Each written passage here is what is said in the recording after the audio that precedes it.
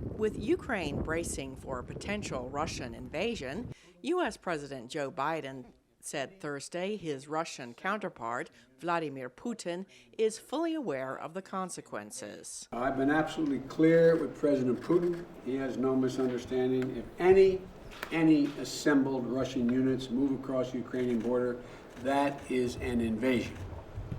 But it will be met with severe and coordinated economic response that I've discussed in detail with our allies, as well as laid out very clearly for President Putin.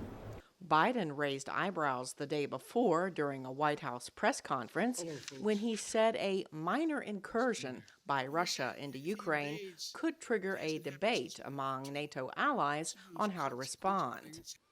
Ukraine's President Volodymyr Zelensky took to Twitter to respond to Biden's original remark, saying there are no small nations and no minor incursions. German Marshall Fund's Michael Kimmage told VOA he does not consider Biden's impromptu remark to be damaging because the U.S. leader's overall message to Putin has been very clear. But I think what Biden was trying to say, President Biden was trying to say, is that there's going to be a graduated response calibrated to the severity of a Russian move, which, I think boils down to common sense. In Berlin, U.S. Secretary of State Antony Blinken met with Germany's foreign minister and outlined the high stakes surrounding a possible Russian invasion during a speech Thursday. The top U.S. diplomat said a Russian invasion would violate long-held principles of sovereignty and territorial integrity, triggering a major land war in Europe that would likely leave tens of thousands of people dead. To allow Russia to violate those principles with impunity would drag us all back to a much more dangerous and unstable time, when this continent and this city were divided in two, separated by no man's lands, patrolled by soldiers, with the threat of all-out war hanging over everyone's heads. It would also send a message to others around the world that these principles are expendable, and that, too, would have catastrophic results.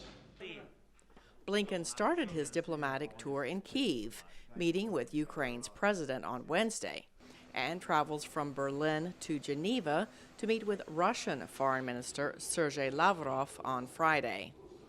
While the West has rejected Russia's demand for a guarantee that Ukraine will never join NATO, analysts say there are plenty of security issues to be discussed. So there are some things that are not on the table, but there are some things like missile deployments in Europe, like military exercises. Again, on both sides, missile deployments in NATO, missile deployments in Russia, military exercises by NATO, military exercises by Russia. Those kind of things can be discussed. And if President Putin wants to climb down, look for a non-violent way out, this is on the table. With Russia releasing video of its forces conducting drills near the Ukraine border, experts say Moscow would likely come to regret an invasion, which could turn into a long, costly war. Cindy Saine, VOA News.